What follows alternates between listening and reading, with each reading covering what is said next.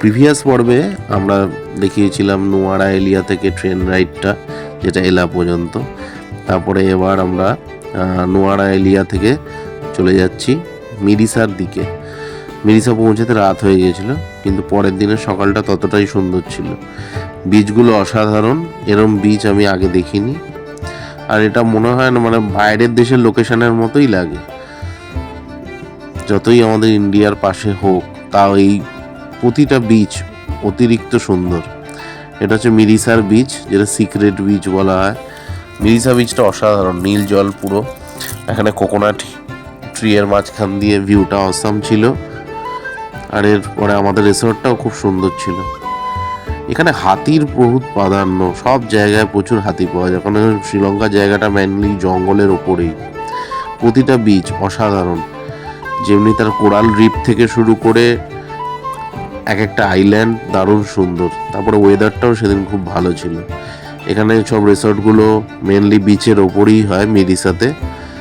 আর এই মিরিসা থেকে 4-5টা ঘুরে নেওয়া যায়। আমরা যখন 4th দিন মিরিসাতে ছিলাম, তারপর মিরিসা থেকে চলে গেছিলাম বেন্টোটা বিচের দিকে।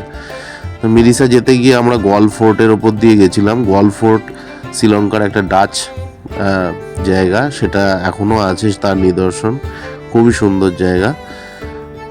শ্রীলঙ্কার এই জায়গাটা মোটামুটি লাল মাটির ওপরে, বিচের উপরে লাল মাটি, সেখানে এত কোকোনাট ট্রি, আর তারপরে ভিউটা অদ্ভুত ছিল। এখানে দেশ বিদেশের বহু পর্যটক এখানে প্রতি বছর প্রায় 12 মাসই এখানে ট্যুরিস্ট যায়। প্রতিটা জায়গা খুব সুন্দর,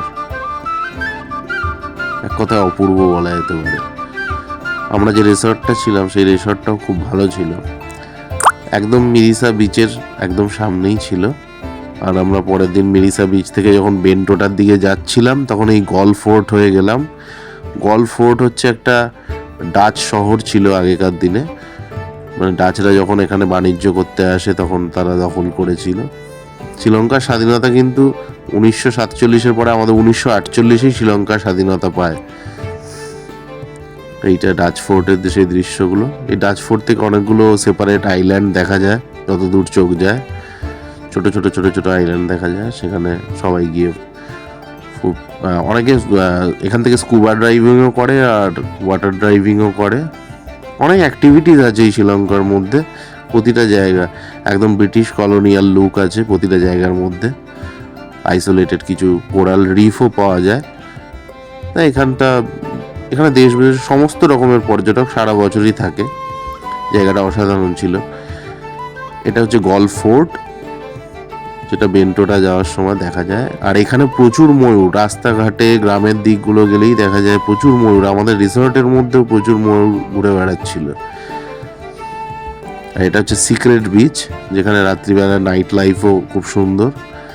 এই বিচটা সকালবেলায় ততটাই সুন্দর, একদম ন্যাচারাল বিচ। এখানে কোনো সেরকম কিছু আর্টিফিশিয়াল কিছু নেই, তাই জন্যই হয়তো এত সুন্দর। এই সুন্দর দৃশ্যগুলো দেখতে দেখতে আমরা গাড়ি নিয়ে চলে গেলাম মিরিসা থেকে বেন্টোটা বিচের দিকে। এটা শ্রীলঙ্কার একটা প্রধান আকর্ষণের মধ্যেই এই সি বিচটা পড়ে। এটা মিরিসা বিচও বলা হয়। এখানে গাছগুলো, সব রাস্তাঘাট, এই জায়গাটা অনেকটা গ্রামের মতো। আগামী পর্বে আমি বেন্টোটার ব্লগটা নিয়ে আলোচনা করব। এরপর আমরা ডাইরেক্ট চলে গেছিলাম মিরিসা থেকে বেন্টোটা। তাই দেখতে থাকুন আগামী পর্বের ব্লগটা।